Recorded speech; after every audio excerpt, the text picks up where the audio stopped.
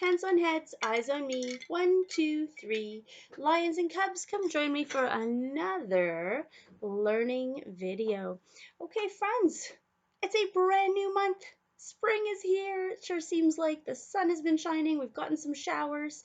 We will be starting next week to talk about flowers and seeds and plants and things like that. Okay? We'll have about 2 weeks of that. So if you have any questions about how do seeds grow, where do flowers come from, how do fruits and vegetables grow, those kinds of questions, any gardening kind of questions, put them into blooms and let me know, and I will do my best to find out the answers for you. Okay, since it's a new month, as you can see, our calendar is blank. We have 1, 2, 3, 4 birthdays this month, as well as Mother's Day. Very exciting. Now, who knows what day it is? I'll give you a hint. Yesterday was Thursday, and if we sing our song, maybe we'll figure it out. Sunday, Monday, Tuesday, Wednesday, Thursday, Friday, Saturday.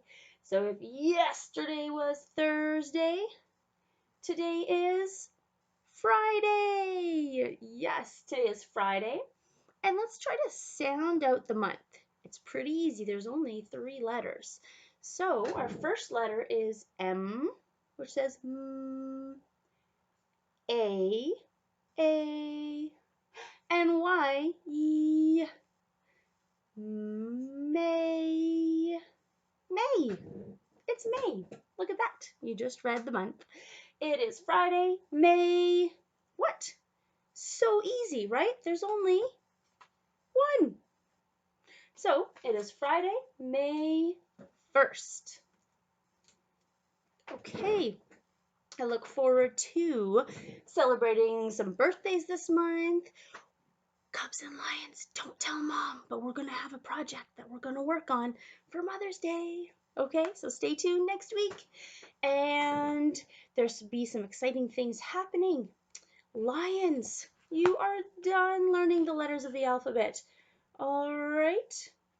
So your letter is the letter Z. Z. All right. So when you use your pointer finger to draw the Z in the air, we say zigzag trail. Z. Excellent.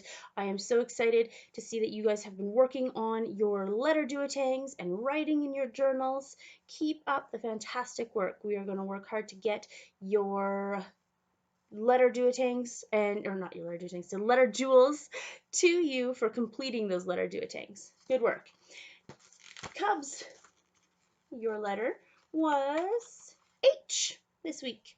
House with the chimney. And so when we write it, we draw the chimney and then the house. Awesome. And I saw some amazing letter H things in our Zoom meeting. I saw some awesome letter Z things in our Zoom meetings this week. Keep up the great work, friends. Nice job.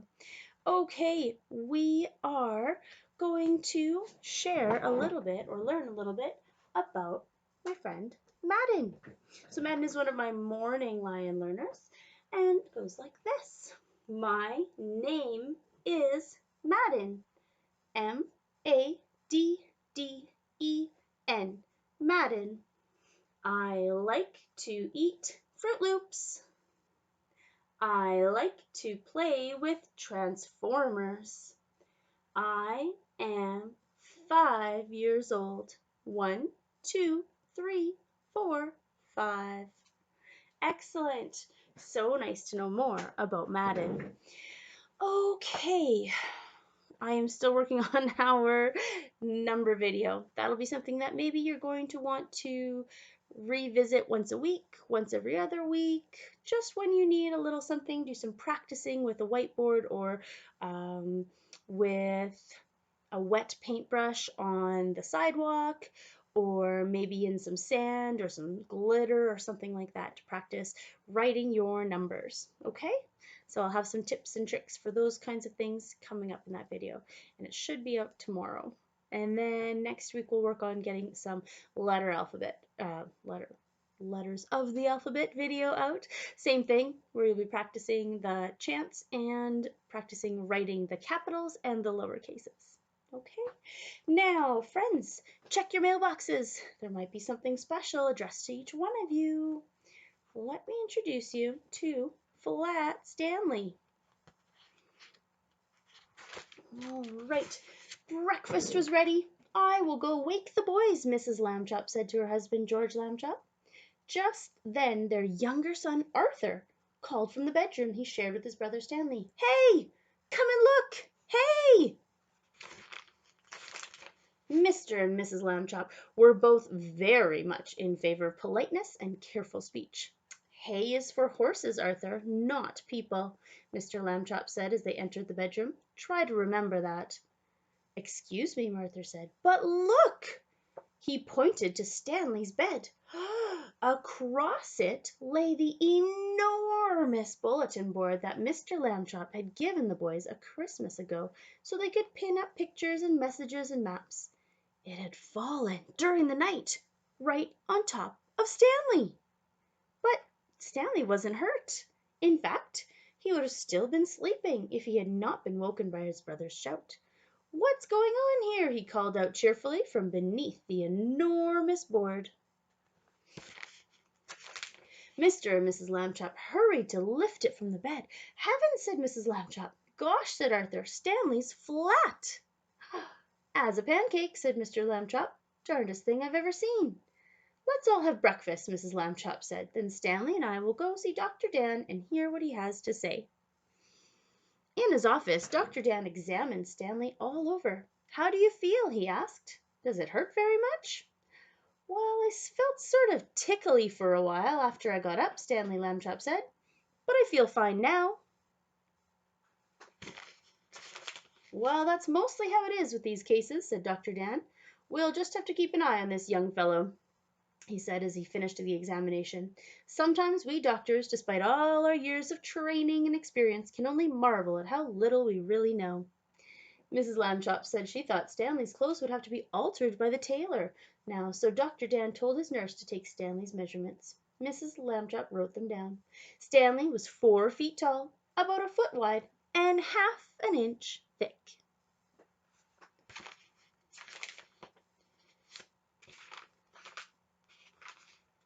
Right. When Stanley got used to being flat, he enjoyed it. He could go in and out of rooms, even when the door was closed, just by lying down and sliding through the crack at the bottom. Mr. and Mrs. Lambchop said it was silly, but they were quite proud of him. His brother Arthur tried, and he just got banged his head. Now, one day, Stanley got a letter from his friend Thomas Anthony Jeffrey, whose family had recently moved to California. A school vacation was about to begin, and Stanley was invited to spend it with the Jeffreys. Oh boy, Stanley said, I would love to go. Mr. Lambchop sighed. A round-trip train or airplane ticket to California is very expensive, he said. I will have to think of some cheaper way. When Mr. Lambchop came home from the office that evening, he brought with him an enormous brown paper envelope. Now then, Stanley, he said, try this on for size. The envelope fit Stanley very well. There was even room left over, Mrs. Lambchop discovered, for an egg salad sandwich made of thin bread and a toothbrush case filled with milk. They had to put a great many stamps on the envelope to pay for both airmail and insurance, but it was still much less expensive than a train or airplane ticket to California. The next day, Mr. and Mrs. Lambchop slid Stanley into his envelope along with the egg salad sandwich and the toothbrush case full of milk and mailed him from the mailbox on the corner. The envelope had to be folded to fit through the slot, but Stanley was a limber boy, and inside the box he straightened right back up again. Mrs. Lambchop was nervous because Stanley had never been away from home alone before. She rapped on the box. Can you hear me, dear? She called. Are you all right? Stanley's voice came quite clearly. I'm fine. Can I eat my sandwich now? Wait an hour, And try not to get overheated, dear," Mrs. Lambshop said. Then she and Mr. Lambshop cried out, "Goodbye, goodbye," and went home. Stanley had a fine time in California. When the visit was over, the Jeffreys returned him in a beautiful white envelope they had made themselves. It had red and blue markings to show that it was airmail, and Thomas Jeffrey had lettered it valuable and fragile and this end up on both sides. Back home, Stanley told his family that he had been handled so carefully he never felt a single bump. Mr. Lambchop said it proved that jet planes were wonderful, and so was the Postal Service, and that this was a great age in which to live. And Stanley thought so too. So, check your mail. There might be something flat in there for you. All right, lions and cubs. I can't wait to see you next week. Stay tuned for a little craft video. You'll need some white paper, some crayons or markers or pencils, and a piece of construction paper, whatever color you'd like it to be. All right, see you soon. Goodbye.